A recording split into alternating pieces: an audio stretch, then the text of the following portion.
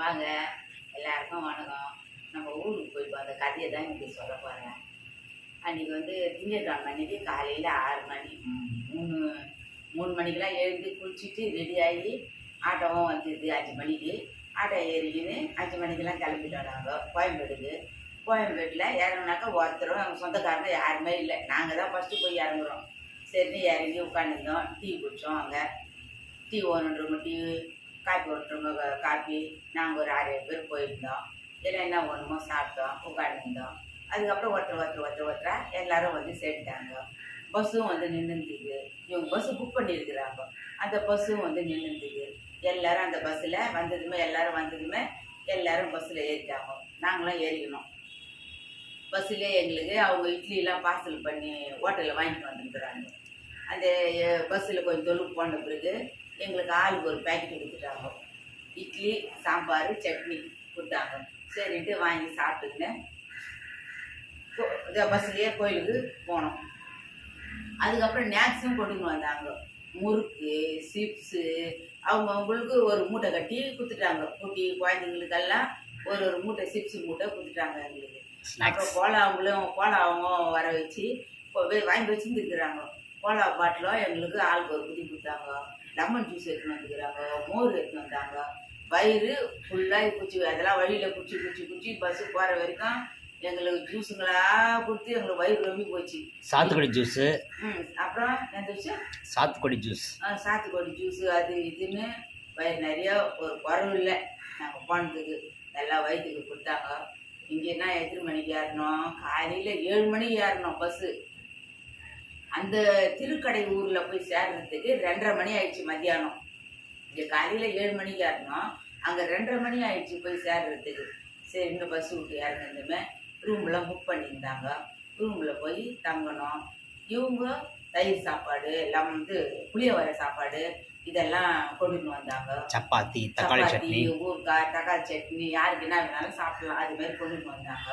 அது என்ன பண்ணாங்க, யாருக்கு என்ன வேணுமோ அவங்கவுங்க வச்சுன்னு சாப்பிட்டோம். சாப்பிட்டுட்டு கொஞ்ச நேரம் படுத்து ரெஸ்ட் எடுத்துகிட்ட பிறகு ஒரு 4-4:30 மணி இருக்கும். அன்னைக்கு கோயிலுக்கு கிளம்பிட்டோம். ஒரு பூஜை இருக்குது, ஐயர் வர சொல்லியிருக்கிறாங்கன்னு சொல்லிட்டு எல்லோரும் கோயிலுக்கு போனோம். போன பிறகு ஐயர் அங்கே உட்கார வச்சு, இவங்களை ஆம்பளை பொண்டாட்டியை உட்கார வச்சு, எங்கள் தங்கச்சி வீட்டுக்கார உட்கார வச்சு எல்லோரும் உட்காந்துருந்தோம். பூஜை பண்ணாங்க. நான் ஒரு 5 மணிக்கு உட்காந்த பூஜை மணி ஒரு 7 மணி ஆயிடுச்சு. அந்த பூஜை முடிச்சுட்டு வெளியே வரதுக்கு. சரின்ட்டு பூஜைலாம் முடிச்சாங்க. அவங்களுக்கு குளிக்கிறதுக்கு கூட தண்ணி ஊற்றிருப்பாங்க. நீங்கள் பார்ப்பீங்க பாருங்க. அவங்க அந்த பூஜையை முடிஞ்சு ஒரு சேரில் உட்கார வச்சு அந்த தண்ணி வருது போர்லேருந்து அந்த தண்ணியை கலசுங்கத்துங்கள பித்தளை கலசத்தில் சொம்பில் மாயால வச்சு தண்ணி வச்சுருந்துக்கிறாங்க. அந்த தண்ணியெல்லாம் ஆளுக்கு ஒரு குடம் கொடுத்தாங்க. அவங்களுக்கு ஊற்றுங்கன்ட்டு எல்லாருமே ஊற்றணும். ஆளுக்கு ஒரு குடம் தண்ணி அவங்களுக்கு ஊற்றி அபிஷேகம் பண்ணின்னு அவங்க என்ன பண்ணாங்க, போய் துணி மாற்றின்னு வரதுக்கு போயிட்டாங்க. துணியெல்லாம் மாற்றின்னு வந்து தனியாக ஒரு இடத்துல உட்கார வச்சு தான் அவங்களுக்கு ஆம்பளை பொண்டாட்டியை உட்கார வச்சு தாலி கட்டினாங்க. ஐயரு இன்னொரு தாலி என்ன பண்ணார், அங்கேயே ஆசீர்வாதம் பண்ணி அவங்களுக்கு உட்கார வச்சு இங்கேருந்து ஏனக்கிட்டேருந்து வருஷம் வேறு எதுன்னு போனாங்க. பொண்ணுக்குள்ள காயம் இது வேற. இது வந்து என்ன பண்ணாங்க, மறுநாள் தான் இந்த கதை. ஃபஸ்ட்டு பூஜை பண்ணி அனுப்பிச்சிட்டாங்க. அன்றைய நைட்டு 7 மணிக்கு வெளியே வந்தோம். ஹோட்டலில் சாப்பிட்டுட்டு வந்துட்டோம். மறுநாள் காலையில் 6 மணிக்கு வர சொன்னாங்களா ஐயரு. சரின்ட்டு மறுநாள் காலையில் எல்லாரும் 3 மணிக்கெல்லாம் எழுந்து எல்லாரும் குளிச்சுட்டு எல்லாம் அத்தனை பேரும் குளிக்கணுமே. நைட்டெல்லாம் தூங்கவே இல்லை. நைட்டெல்லாம் தூங்கல. கொசு வராங்க. கொசு நிறைய இருக்குது. இங்கிருந்து மெட்ராஸ்லேருந்து ரத்தம் எடுத்துன்னு போய் கொசுவுக்கு அங்கே நான் திருக்கடை ஊரில் நாங்கள் கொசுவுக்கு ரத்தம் கொடுத்துட்டு வந்தோம். சரி, கொசு அங்கே பிடுங்குது. சரி, நம்ம நாங்கள் காலையில் 3 மணிக்கு எழுந்தோம். எல்லாரும் ஆள் பதில் குளிச்சுட்டு எல்லாம் ரெடி ஆகி 6 மணிக்கெலாம் ரெடி ஆகிட்டோம். 25 பேரா மொத்தம்? 25 பேர். 25 பேர். காலையில் 6 மணிக்கெலாம் ரெடி ஆகி சத்திரத்தை விட்டு வெளியே வந்துட்டோம். ரூபை விட்டு வந்து வெளியில் பிள்ளையார் கோயில் ஒன்று இருந்து அந்த பிள்ளையார் கோயிலில் கல்புரை ஏற்றி விளக்கு ஏற்றி எங்கள் தங்கச்சி சாமி கும்பிட்டு பூஜை பண்ணிட்டு அதுக்கப்புறம் கோயில் உள்ள போனோம். கோயில் உள்ள போனால் யானைக்கிட்ட ஆசீர்வாதம் வாங்க சொன்னாங்க. அவங்க யானைக்கிட்ட ஆசீர்வாதம், வெள்ளை பசுக்கிட்ட ஆசீர்வாதம், வெள்ளை குதிரைக்கிட்டையும் ஆசீர்வாதம், 3 பேர்கிட்ட ஆசீர்வாதம் வாங்கிக்கின்னு இந்த மோளம் தாளத்தோட வரிசை ஒரு 15 வருஷம் இருக்குது. அந்த 15 வருஷம் வச்சு அவங்கள கோயிலுக்கு உள்ளே இட்டுன்னு போனாங்க. வரிசை வச்சு மோளம் தாளத்தோட உள்ளே இட்டுன்னு போனாங்க. உள்ளே இட்டுன்னு போன பிறகு ஐயருங்களாட விட்டாங்க. ஐயர் உட்கார வச்சு ஓமமெல்லாம் வளர்த்தி அவங்களுக்கு தண்ணியை ஊற்றினாங்க. உட்கார வச்சு போய் தொழுக்கு இட்டுன்னு போயிட்டு உட்கார வச்சு தண்ணி ஊற்றினாங்க. எல்லாரையும் தண்ணி ஊற்ற சொன்னாங்க. கலசத்தில் தண்ணி எல்லாரும் ஊற்றணும். முடிஞ்ச பிறகு தண்ணி ஊற்றுற இது முடிஞ்ச பிறகு சடங்கு துணி மாற்றி காமிச்சிட்டாங்க. 2 பேரையும் துணியும் ஆசீர்வாதம் பண்ணி கொடுத்தாரு ஐயரு. அந்த துணியும் போய் மாற்றிக்கின்னு வந்து ஒரு இடத்துல இந்த வரிசைங்கெல்லாம் வச்சுட்டு போனோம். அந்த இடத்துல வந்து உட்கார வச்சு அவங்கள ஆண்டாம் முன்னாடியே உட்கார வச்சு என் தங்கச்சி உட்கார வச்சு எல்லாரும் நாங்களாம் உட்காந்துக்கணும். ஐயரு வந்து உட்காந்து அவங்களுக்கு 2வது தாலி ஆசீர்வாதம் பண்ணி எல்லார் முன்னிலையும் அவங்க தாலியும் கட்டினதையும் நீங்கள் பார்த்துருப்பீங்க அந்த வீடியோவில். தாலி கட்டினாங்க. எல்லாரும் பூங்கெல்லாம் போட்டாங்க. நாங்கள் அவங்களுக்கு ஆசீர்வாதம் பண்ணோம். அவங்க எங்களுக்கு ஆசீர்வாதம் பண்ணாங்க. எல்லாம் நல்லபடியாக முடிஞ்சுது. சந்தோஷமாக போயிட்டு சந்தோஷமாகவே வந்தோம். வரும்போது ஹோட்டலில் காலையில் தாலி கட்டுற வேலை முடிஞ்சுது. வாங்கன்னு சொல்லிட்டு எல்லாரையும் ஹோட்டலில் இட்டுன்னு வந்து யாருக்கு என்ன வேணுமோ வாங்கி சாப்பிடுங்கன்ட்டாங்க. அவங்கவுங்க மசாலா தோசையும் இட்லியும் சாதா தோசையும் வடையும் பூரி அவங்கவுங்களுக்கு பூரியோ என்ன வேணுமோ அதை வாங்கி சாப்பிட்டாங்க. சாப்பிட்டுட்டு நாங்களும் சாப்பிட்டோம். நான் எங்கள் பையன் எல்லாருமே சாப்பிட்டோம். சாப்பிட்டுட்டு அது வரைக்கும் வெளியே வந்தாங்க. அது எவ்வளோ பில்லோ அவங்க தான் எங்கள் தங்கச்சி வீட்டுக்காரர் தான் கொடுத்தாங்க பில்லு. அது வரைக்கும் வந்து ரூமில் வந்து தங்கணும். ரூமில் வந்து தங்கியும் வெயில் தாங்க முடியல. சரி என்ன பண்ணுறது, அந்த ரூமில் தான் தங்கணும். தங்கின பிறகு 1 மணிக்கு வண்டி வரனாங்க, 2 மணிக்கு வண்டி வரனாங்க. இல்லைன்னா நாங்கள் காலையிலேயே அங்கே கோயிலில் சாப்பாடு போடுறாங்களாம். 12 மணிக்கோ 12:30க்கோ அங்கே போய் உட்காந்து சாப்பிட்ருக்கலாம். நல்லா அருமையான சாப்பாடு. இதுவா மாவு பூச்சி போன மாவு தோசை. என்ன பண்ணுறது, வந்துட்டோம், என்ன ஒன்றும் பண்ண முடியாது. சரின்னு சாப்பிட்டுட்டு வெளியே வந்தோம். ரூமுக்கு வந்தோம். கொஞ்ச நேரம் ரெஸ்ட் எடுத்தோம்.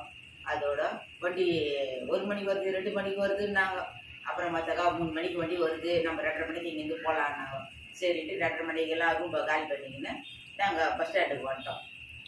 வந்த பிறகு அங்கே நுங்கு விற்கிறாங்க. எவ்வளோ நுங்குன்னா 11 நுங்கு 50 ரூபா. இங்கே வந்து 5 நுங்கு தான் 50 ரூபான்னு விற்கிறாங்க. அங்கே 11 நுங்கு 50 ரூபான்னு விற்கிறாங்க. சரி நான் அதையும் வாங்கி சாப்பிட்டோம். புள்ளியோட அம்மா வாங்கியாந்தும் கொடுத்தாங்க. அதையும் சாப்பிட்டோம். நாங்களும் வாங்கினோம், சாப்பிட்டோம். அது வரைக்கும் பஸ் ஸ்டாண்ட் வந்து இருந்தோம். பஸ்ஸு வந்ததுன்னா எல்லாரும் ஏறிக்கணும். பார்த்தாக்கா ஏசி பஸ்ஸு. பரவாயில்ல, போகும்போதுனாச்சும் கொஞ்சம் கஷ்டமாக இருந்தது வெயில். வரும்போது அந்த கஷ்டமே தெரியல, வெயிலே தெரியல.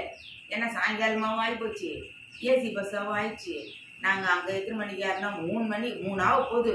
செவ்வாய்க்கிழமை மறுநாள், திங்கக்கிழமை போனோம், செவ்வாய்க்கிழமை மறுநாள் 3 மணிக்கு 3 ஆக போகுது. 2:45 மணி பஸ்ஸு வந்தது. ஏறி உட்காந்தோம். எல்லாம் ஏறிக்கணும். கோயம்பேடு வர்றதுக்கு ஏசி பஸ்ஸு. உள்ளே வந்து பார்த்தாக்கா சில்லுன்னு ஒரு ஏசி பஸ்ஸு. சரி ஏறி உட்காந்தோம். கோயம்பேட்டில் எத்தனை மணிக்கு எடுத்தாந்து விட்டாங்க. அங்கேயே 2 இடத்துல நிறுத்தினாங்க. சாப்பிட்றவங்க சாப்பிட்லான்னாங்க. சரி ஒரு இடத்துல இறங்கணும்.